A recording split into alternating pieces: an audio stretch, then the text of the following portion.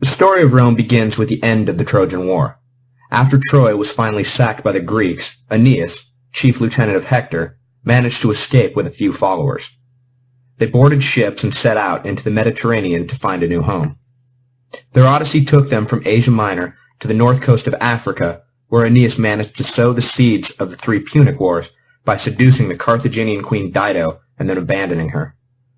Virgil writes that in the final moments before she committed suicide, Dido cursed the descendants of both to eternal enmity. O my Tyrians, besiege with hate his progeny and all his race to come. Make this your offering to my dust. No love, no pact must be between our peoples. No, but rise up from my bones, avenging spirit.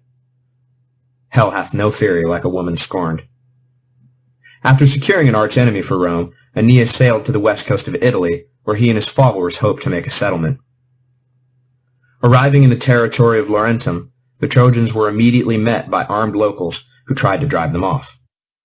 But their king, Latinus, decided to make peace rather than war with the foreigners and offered his daughter Lavinia to Aeneas, solidifying an alliance.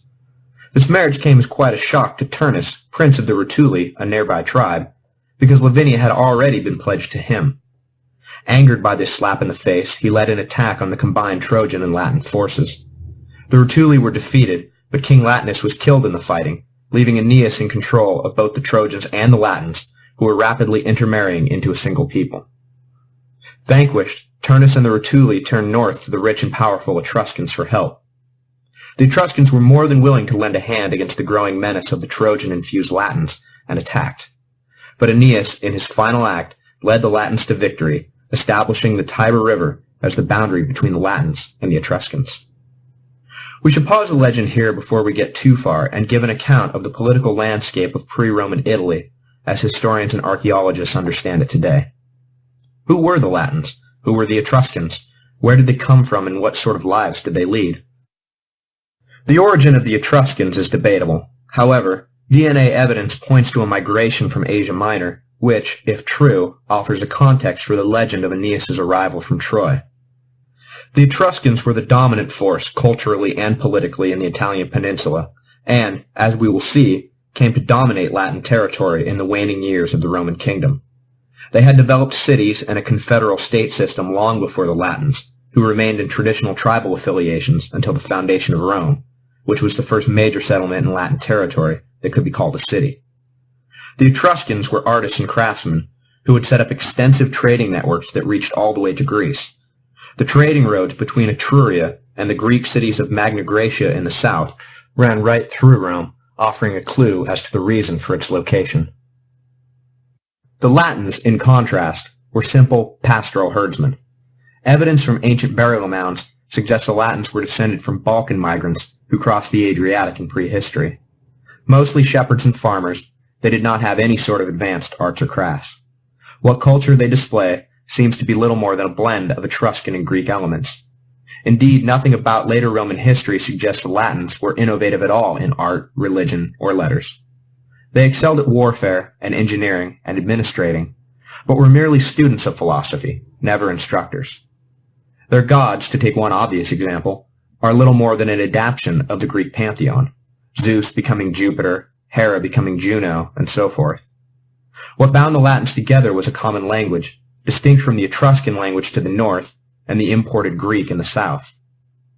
Latin, of course, forms the basis for half the languages in Europe, and its vocabulary still dominates the legal profession. But enough humorless anthropology. After Aeneas died, his young son Ascanius grew to be king. The town built by the Trojan settlers had become too small for the exploding population, and Ascanius led a group east to found a new settlement called Alba Longa, which would become the seat of the growing Latin kingdom. Generation upon generation followed, and the Latins became powerful and secure. The kingship was passed from father to son until finally it rested upon the head of a man named Numitor. Numitor had a brother named Amulius who coveted the throne and decided to seize power for himself. Numitor was driven from Alba Longa, all his sons were killed, and his daughter, Rea Silvia, was forced to become a Vestal virgin to ensure she would bear no children who could threaten Amulius.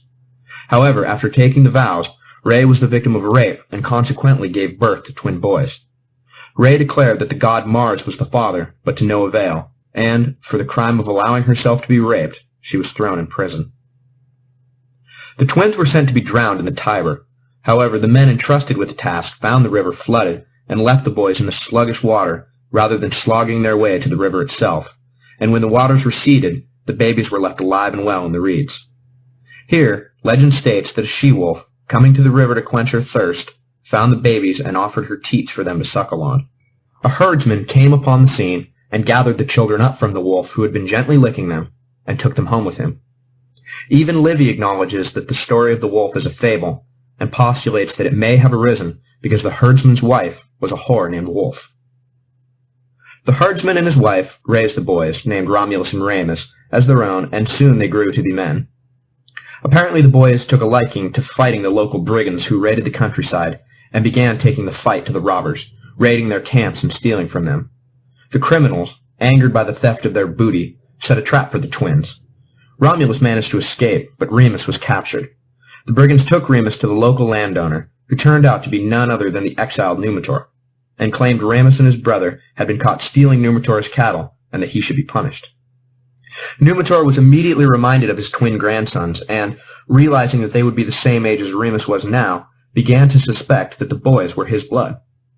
Numitor began making inquiries and soon learned the particulars of their upbringing and became convinced that they were his daughter's children. The herdsman, knowing Remus was in Numitor's custody and having himself long suspected that his two boys were of royal blood, decided to tell Romulus the whole story of their discovery by the river. From this, a plan was hatched to return Numitor to the throne. With Romulus leading one group of men and Remus another, they surprised and killed Amulius and brought Numitor back to Alba Longa. Numitor told the story of his brother's treachery and the circumstances of his grandson's birth, and the people shouted unanimous consent that Numitor be king once again. After Numitor became king, Romulus and Remus decided to found a new settlement at the spot where they had been left to drown. There are two accounts of what happened next. One states that trouble arose when the question of who would be senior in the new city was raised. They decided to allow the gods to decide, and each retired to the top of a hill, Romulus the Palatine and Remus the Aventine, to await a sign. Soon enough, 6 vultures landed at the feet of Remus, and when his followers made this known to Romulus, 12 vultures immediately landed at Romulus's feet. A fight broke out, with one side claiming primacy of arrival and the other claiming primacy of number. In this fight, Remus was killed. The other, more famous story is that Remus, mocking his brother, jumped over the partially completed walls, and Romulus, in a fit of anger, killed him, swearing, "So perish whoever shall overleap my battlements." Either way, Romulus obtained sole power, the city was named for him, and he became its first king. The legendary date of foundation is April the 21st, 753 BC. Did it happen like this? Almost certainly not.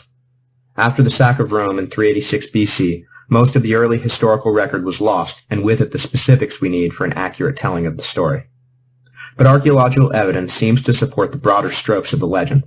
Settlements have been found on the Palatine Hill that date from the 800s BC, suggesting that the legendary chronology is at least in the ballpark. The general story of a struggle between the Latin and Etruscan people, ending with ostensible Latin autonomy south of the Tiber, also fits our understanding of the ethnic and cultural landscape of the era. It is doubtful that the site of Rome was chosen because it marked where the twins had been sent to die. More likely an easy river crossing, coupled with the natural defenses offered by the nearby hills, drew settlers to the area. And of course, as already noted, the site lay on the trade road between Etruria and Magna Graecia. Without any real data to draw from, later Roman historians used common mythological elements to construct a conventional founding legend. Indo-European culture produced numerous examples of the divine twin mytheme, including Castor and Pollux, and Idas and Lynceus of Thebes. The motif of infant exposure gone wrong crops up in the biographies of both Perseus and Moses. And of course, most will recognize the virgin birth element from Christianity, but tales of miraculous or virgin births have surrounded important legendary and historical figures for millennium. The addition of Aeneas gives Rome a lofty ancestor and connects their city to the Greek civilizations the Romans so admired. However it happened, a settlement was established at the bend in the Tiber. This settlement grew and came to dominate its neighboring communities, then the entire Italian peninsula, then the entire Mediterranean.